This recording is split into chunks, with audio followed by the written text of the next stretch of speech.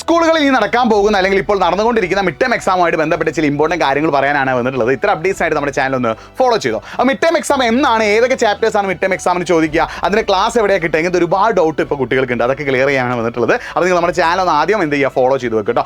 ആദ്യം നിങ്ങൾ ശ്രദ്ധിക്കേണ്ട കാര്യം, മിഡ് ടേം എക്സാം ഗവൺമെൻറ് ഒഫീഷ്യലായിട്ട് നടത്തുന്ന എക്സാം അല്ല. പകരം നിങ്ങളുടെ സ്കൂളിലെ ടീച്ചേഴ്സ് നിങ്ങളുടെ അസസ്മെൻറ്റ് മെഷർ ചെയ്യാനും അതേപോലെ തന്നെ നിങ്ങളൊന്ന് ഇവാലുവേറ്റ് ചെയ്യാനുമായിട്ട് നിങ്ങളുടെ സ്കൂളിലെ ടീച്ചേഴ്സ് നടത്തുന്ന എക്സാമാണ് മിഡ് ടേം എക്സാം. ആ മിഡ് ടേം എക്സാമിൻ്റെ ക്വസ്റ്റ്യൻ പേപ്പർ പ്രിപ്പയർ ചെയ്യുന്നത് ആരാണ്? നിങ്ങളുടെ ടീച്ചേഴ്സാണ്. ആ മിഡ് ടേം എക്സാം ഏത് ഡേറ്റിലാണ് തീരുമാനിക്കുന്നത് ആരാണ്? നിങ്ങൾ ടീച്ചേഴ്സാണ്. ആ മിഡ് ടേം എക്സാമിന്റെ ചാപ്റ്റേഴ്സ് ഏതൊക്കെയാണ് തീരുമാനിക്കുന്നത്? നിങ്ങൾ ടീച്ചേഴ്സാണ്. അപ്പോൾ നിങ്ങൾ കമന്റ് ബോക്സിൽ ഈ 3 കാര്യങ്ങളൊന്ന് കമന്റ് ചെയ്യണം. ഒന്ന്, നിങ്ങൾക്ക് മിഡ് ടേം എക്സാം ഏത് ഡേറ്റിലാണ്. രണ്ടാമതായിട്ട്, മിഡ് ടേം എക്സാമിന് ഏതൊക്കെ ചാപ്റ്റേഴ്സ് ഉണ്ട് എന്നാണ് നിങ്ങൾ ടീച്ചർ പറഞ്ഞത്. മൂന്നാമതായിട്ട്, നിങ്ങൾക്ക് മിഡ് ടേം എക്സാം കഴിഞ്ഞോ ഇല്ലയോ എന്നുള്ള ഈ കാര്യങ്ങൾ കൂടി നിങ്ങൾ എന്ത് ചെയ്യുക, കമന്റ് ബോക്സിൽ ടൈപ്പ് ചെയ്യുക. അപ്പോൾ മിക്കവാറും മിഡ് ടേം എക്സാമിന്റെ പോർഷൻ എന്ന് പറയുന്നത് ഓണം എക്സാമിന് ശേഷമുള്ള ആദ്യത്തെ ചാപ്റ്ററോ അല്ലെങ്കിൽ രണ്ടാമത്തെ ചാപ്റ്റർ ആയിരിക്കും. അപ്പോൾ ഓണം എക്സാമിന് ശേഷമുള്ള ആദ്യത്തെ ചാപ്റ്ററോ രണ്ടാമത്തെ ചാപ്റ്റർ ആയിരിക്കും എന്ത്, മിഡ് ടേം എക്സാമിന്റെ പോർഷൻസ് എന്ന് പറയുന്നത്. ഈ മിഡ് ടേം എക്സാം ഇമ്പോർട്ടൻ്റ് ആണോ ചോദിച്ചാൽ അത്യാവശ്യം ഇമ്പോർട്ടൻ്റ് ആണ്. കാരണം ഇനി വരാൻ പോകുന്ന പ്രധാനപ്പെട്ട എക്സാം ക്രിസ്മസ് എക്സാം ആണ്. ആ ക്രിസ്മസ് എക്സാമിന് ഏറ്റവും കൂടുതൽ വെയിറ്റേജ് ഉള്ള ചാപ്റ്റേഴ്സ് ആയിരിക്കും മിഡ് ടേം എക്സാമിന് നിങ്ങൾക്ക് പഠിക്കാൻ ടീച്ചർ പറഞ്ഞിട്ടുണ്ടാവുക. അപ്പോൾ മിഡ് ടേം എക്സാം നിങ്ങൾ അടിപൊളിയായിട്ട് പഠിക്കുകയാണെങ്കിൽ ക്രിസ്മസ് എക്സാം പോർഷൻസിൻ്റെ നല്ലൊരു ശതമാനം നിങ്ങൾക്ക് എന്ത് ചെയ്യാൻ പറ്റും, പഠിച്ചു തീർക്കാൻ പറ്റും. അതേപോലെ